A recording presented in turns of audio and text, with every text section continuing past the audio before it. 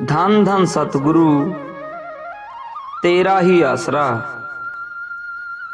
पूजा गुरु संत doctor Gurmeet Ram Rahim Singh ji इंसान फरमाते हैं कि जीव पर मालिक की रहमत होती है तो जीव सत्संग में चलकर आता है।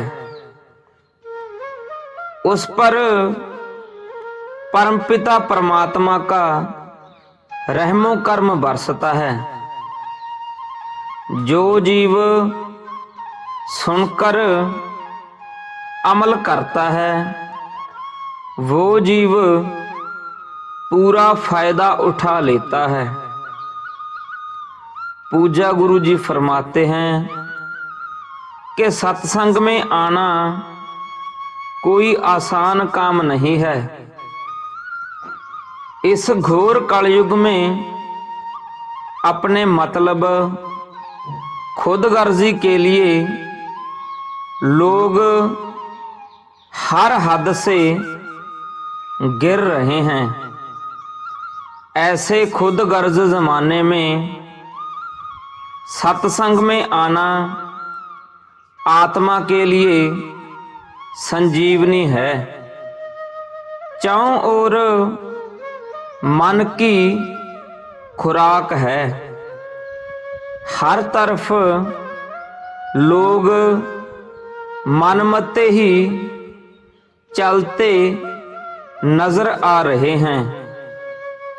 ऐसे में राम नाम ही जीव की रक्षा करता है और वह राम नाम सत्संग में आने से प्राप्त होता है। आप जी फरमाते हैं कि सत्संग में आने से जीव को यह शिक्षा मिलती है कि जीवन में क्या क्या चीजें छोड़नी हैं, क्या करना है और क्या नहीं करना। इनके बारे में अपने आप जीव को समझ नहीं आती। यह तभी संभव है जब जीव वचनों पर अमल करे। जब तक जीव वचनों पर अमल नहीं करता, सत्संग नहीं सुनता तो उसे कोई समझ नहीं आती। इस संसार में राम नाम के अलावा सब कुछ नाशवान है। चलते चलते कब इंसान इस संसार से विदा हो जाता है, कब उस मालिक का बुलावा आ जाए, कोई भरोसा नहीं। इसलिए उसका बुलावा आने से पहले सेवा सुमरण करे तो इंसान की चिंताएं, गम, परेशानियां दूर हो जाती हैं और वो मालिक की दया मेहर रहमत से माला माल हो जाता है। आज संसार में लोग गमगीन चिंताग्रस्त हैं।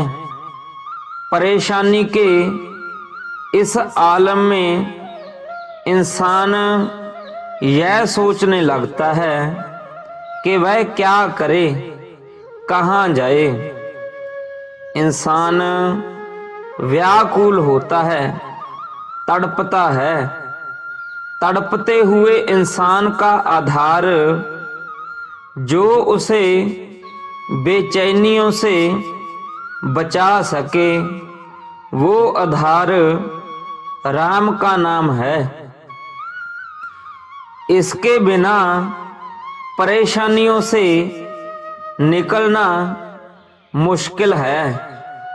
ज्यों-ज्यों इंसान काम धंधा करता है, भौतिकतावाद में उलझता है, तो अपने चारों तरफ का मक्कड़ जाल मजबूत करता जाता है और इस कदर फंस जाता है कि मालिक की दया मेहर रहमत से बहुत दूर हो जाता है।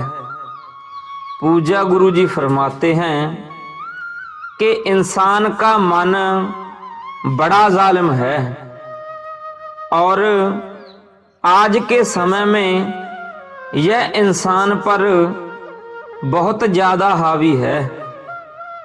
गुरु पीर फकीर के वचन जीव को अच्छे नहीं लगते और मन की राय पर जीव झट से अमल कर लेता है। जो लोग मन के हाथों मजबूर होते हैं वो दुखी रहते हैं। इसलिए सुमरण परमार्थ के द्वारा मन का डटकर मुकाबला करना चाहिए। संत पीर फकीरों के वचनों पर अमल करो, तभी मालिक की दया मेहर रहमत के काबिल बन पाओगे। इस भयानक समय में अगर कोई परमानंद हासिल कर सकता है, जिसके चेहरे पर नूर रह सकता है, वह वही है जो वचनों पर अमल करता है। जब तक इंसान वचनों पर अमल नहीं करता, सत्संग नहीं सुनता, तो तकदीर कैसे बदलेगी। भगवान ने इंसान को यह शक्ति दी है कि आदमी चाहे तो अपनी तकदीर बदल सकता है। मालिक की रहमत हासिल कर सकता है। आप जी फरमाते हैं कि इंसान को सत्संग सुनना चाहिए, क्योंकि सत्संग एक ऐसी जगह है जहां पर आत्म शांति का स्रोत और मालिक का पता मिलता है। वह सच्चा सत्संग है।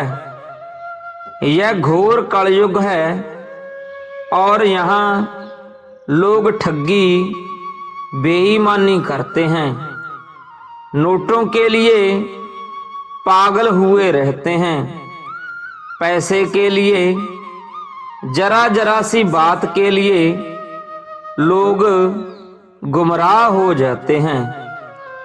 तो सत्संग गम, चिंता, परेशानियों से मुक्ति दिलाने वाला आधार है। बहुत सी बीमारियां जीव को तड़पाती हैं। कुछ जीव की खरीदी हुई होती हैं और कुछ कर्म रोग होते हैं। इनसे भी बचाने के लिए सत्संग एक ढाल है। इंसान राम का नाम जपे तो इन बीमारियों से बचा जा सकता है। अगर राम नाम नहीं जपता तो शारीरिक बीमारियां तो लगती ही लगती हैं और आत्मिक बीमारियों से जीव ज्यादा परेशान रहता है। आप जी फरमाते हैं कि कभी काम वासना, कभी क्रोध, लोभ मोह अहंकार कभी मन माया आद जीव को गुमराह किए रहते हैं।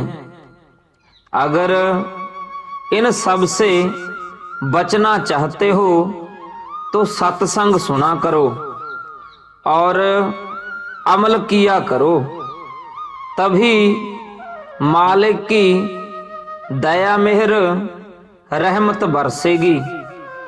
दोनों जहान की खुशियों से माला माल होंगे, अंदर खुशियां आएंगी, चेहरे पर नूर आएगा और मालिक के रहमो कर्म से सब बलाएं दूर हो जाएंगी। आप खुशियों से भरपूर हो जाएंगे। धन धन सतगुरु तेरा ही आसरा।